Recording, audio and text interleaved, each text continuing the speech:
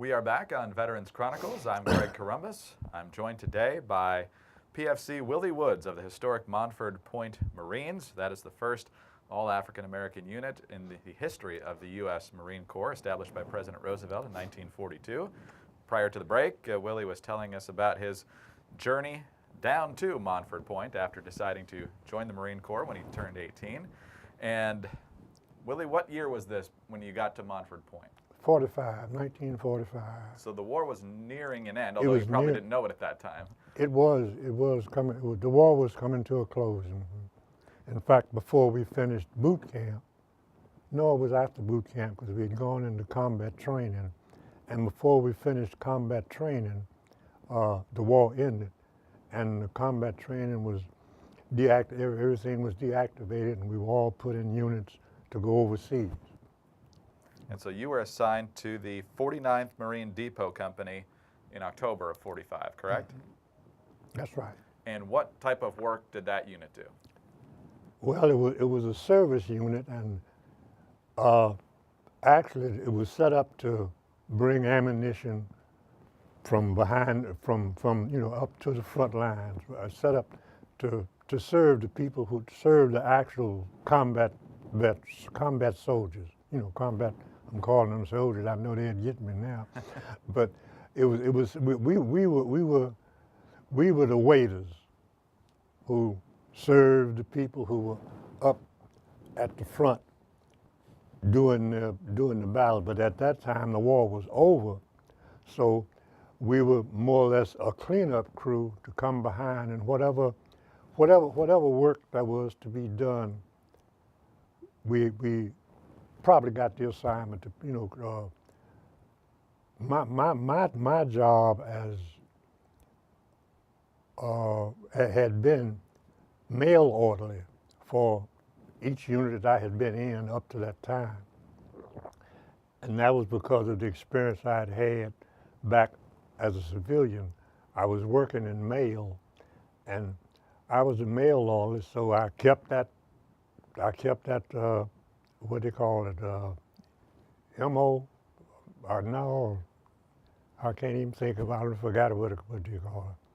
But it was a service, it was a service number that I kept as a mail orderly. And when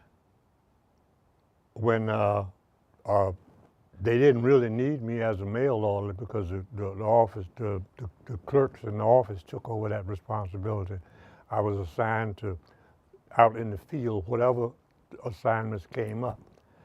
And one assignment I had was guard duty. It was a warehouse area where they stored food, or whatever food that came on the island was more or less stored in this unit. In fact, it serviced 3rd Division, Marines 3rd Division, the 8th Ammo Division, which was an ammunitions company. That was a black company, but this 3rd Marine Division was the white Marines, excuse me. And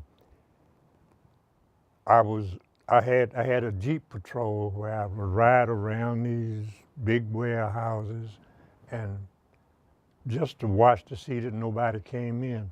And it's a funny thing about that. When I was doing this duty, I was never told what I would do if I caught somebody going in. I don't know where I would have taken them or who I would have given them to. I was just told to watch it. And there was a second lieutenant. I never will forget him. I never knew him. I never really met him.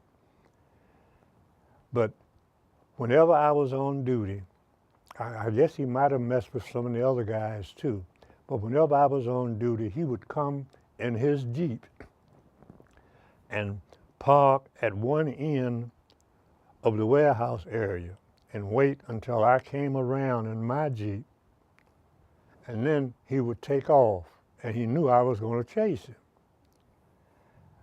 And he also knew that I couldn't catch him because my Jeep had a governor on it, and it would only do, I guess, about maybe 35 or 45 miles an hour. and his Jeep didn't have a governor on it. So he knew there was no chance of me catching him. If I had caught him, I didn't have anything to do with him anyway, because he was a lieutenant and I was a PFC. But the best duty I had on Guam was as POW guard. I had a detail of 17 guys, and I would take the 17 and go to the POW stockade and check out prisoners of war, the Japanese prisoners of war. And I would get anywhere from 200 to 500 men.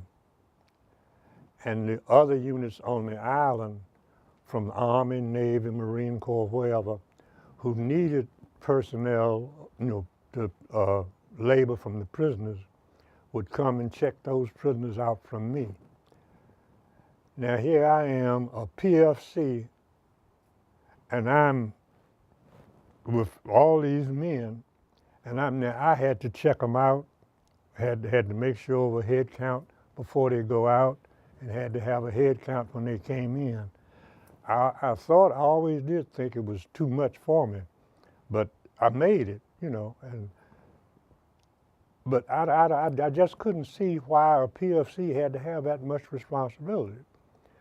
But it was a good detail. I really enjoyed it. I made friends with some of the Japanese prisoners, and we had a guy who had been a professor of English at Tokyo University. He was one of the prisoners, and he was my right-hand man because I didn't speak Japanese, but he spoke perfect English, and he would make sure that all my paperwork was in shape. And each morning when I came over, he was the first one I'd look for. We called him the professor, and he would help me check the prisoners out, and then we had gone. In fact, I kept the professor with me all day long, because anytime something come up, if I couldn't communicate with the Japanese, I couldn't get my point across. But he was really a nice little fellow, and I appreciated him, and I think he kind of liked me too. I believe, he was a pretty good guy. Let me hold you right there, sir. We'll take another break and learn more about the military career of Willie Woods and get his thoughts on the historic significance of the Montford Point Marines. We'll be right back on Veterans Chronicles.